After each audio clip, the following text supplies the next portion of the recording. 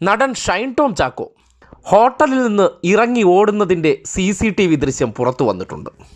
ഷൂട്ടിങ്ങിന് വേണ്ടി ഓടിയതല്ല, ലഹരി ഉപയോഗിക്കുന്നു എന്ന വിവരം കിട്ടിയതിൻ്റെ അടിസ്ഥാനത്തിൽ ഡാൻസ് ഓഫ് സംഘം കൊച്ചിയിലെ സ്വകാര്യ ആശുപത്രിയിലെത്തി ഷൈൻ ടോം ചാക്കോയുടെ മുറിയിൽ പരിശോധനയ്ക്ക് എത്തിയപ്പോഴാണ് ജനൽ വഴിയെടുത്ത് പുറത്ത് ചാടി രണ്ടാം നിലയിലെ താൽക്കാലികമായി നിർമ്മിച്ചിരുന്ന ഷെഡിൻ്റെ മുകളിലെ ഷീറ്റിലാണ് ചാടിയത്.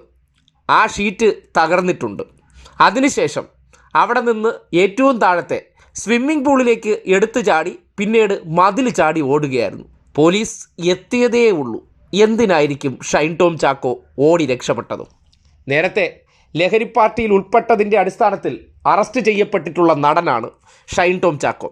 അന്ന് കോൺഗ്രസ് സർക്കാർ ഭരിക്കുന്നത് കൊണ്ട് തന്നെ നിരോധിത സിന്തറ്റിക് ഡ്രഗ് ഉപയോഗിച്ചിട്ടും അന്ന് തേച്ചുമാച്ച് കളയാൻ വേണ്ടി ദുർബലമായിട്ടുള്ള വകുപ്പുകൾ ചാർത്തിയും വേണ്ടത്ര തെളിവുകൾ നൽകാതെയും ആ കേസിൽ നിന്ന് ഈ അടുത്ത ദിവസം ഷൈൻ ടോം ചാക്കോയെ വെറുതെ വിടുന്ന സാഹചര്യമുണ്ടായി.